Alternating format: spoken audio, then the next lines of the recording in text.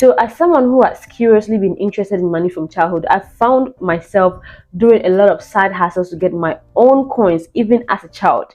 But now that I'm old enough and I look back, I realized that how to actually get the money was not my problem, but how to keep it, multiply it, and benefit from it in the long run was a skill that I really needed to learn. And even though I thought I was being smart as a child, hustling for my own money, up until 25, I never saw much of that money. It was like I was literally living from hand to mouth because of the bad money practices that I frequently indulged in. And today I'm going to share with you 7 of those bad money practices that drew me back. And irrespective of your age, this could be useful. So make sure that you stick around and let's get into the video. Hi guys, welcome back to the channel. I'm Franca, and on this channel we talk all things that allow us to become better versions of ourselves. And today, the first thing I want us to look at is having only one bank account. So if you live in this part of the world, majority of the people do not have bank accounts, and even those that have most of the time just one for everything. But the downside of having only one bank account is that saving becomes very difficult because the probability that you touch that money, even if you promise yourself you will not, is very high. You should at least have 2 bank accounts, a checking account and a saving account. And a checking account, in a layman's term, is your primary bank account where all your transactions take place. This is where you receive your salary, and from this same account you pay all utilities and other bills that you have to take care of. It's your go-to source for funding your life, while the savings account is the place where you stash up cash for future use. I don't know about you, but the time that I was having only one account for saving and both paying bills, I most often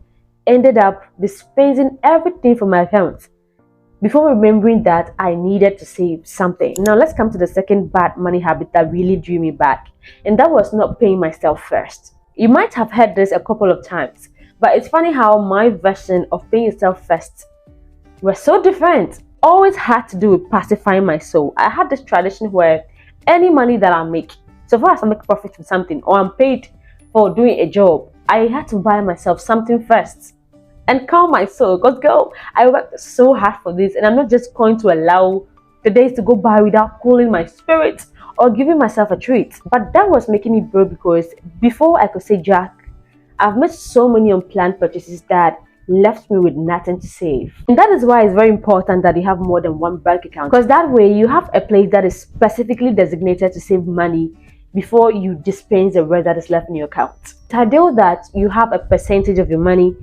automatically deducted and deposited into your checking account, or you manually transfer it anytime that you get your paycheck. That way, saving becomes very easy and a habit that you do without even thinking. You can even see it as another bill or payment you can afford to miss if that makes you comfortable. Next bad money habit I want us to talk about is just saving. Completely saving and not investing in anything. So raise up your hand if you've ever done this.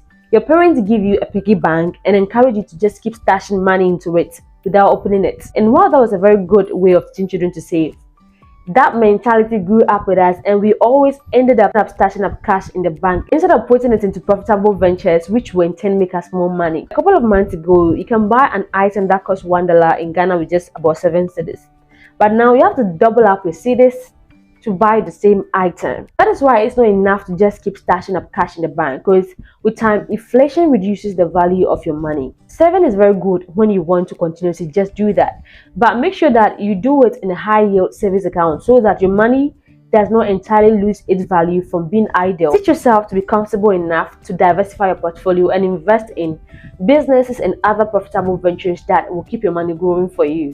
Next bad money habit I want us to look at is not subscribing to the channel.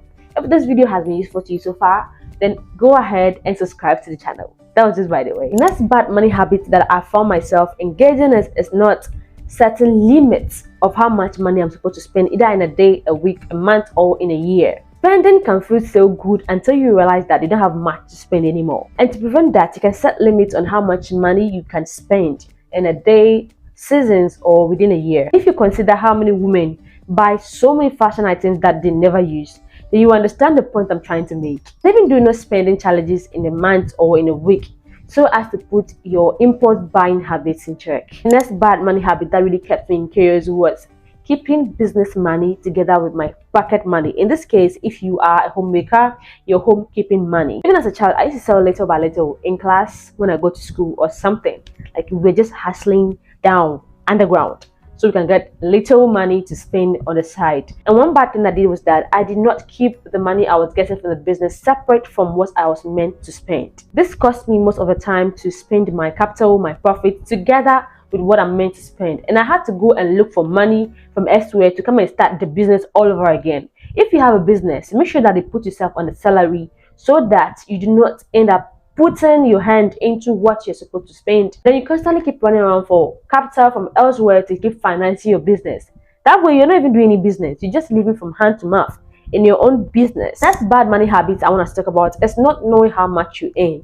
So a lot of us ladies keep complaining that we don't earn much and da da da and da. But if you really sit down and calculate how much comes to you from other sources apart from your salary through other months, you realize that your money is no less, but it's probably going to other places that you're not taking note of. It's very good to have a mental note of how much you earn and how that is spent, but it will be very prudent if you sit down and have money dirt, where you take notes and write down how much you're making and the channels through which they are passing out of your hand, where they are going.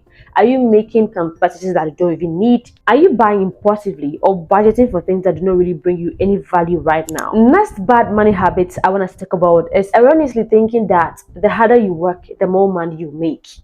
It's not true. If that were true, like the people who breed the laborers, our dear laborers, should make much of the money in this country. If you give it a deep thought, you realize that it's not true, because if you can provide more value in a short time than somebody who has been working so hard, spending all their strength and providing little value, you are going to make more money than that person. There's no way you're going to become a girl boss and level up without being money conscious. If you don't know how to manage your money, you continuously live paycheck to paycheck. And to avoid that, I want you to watch this playlist here where I share with you lots of financial nuggets that can help you to start your level up journey financially as well. Let me know how you feel about this video, guys. What are some of the bad money habits that you think are holding us back from really leveling up? Thank you so much for watching, guys, and if you're not subscribed, make sure that you do so, and till I see you next time, take care.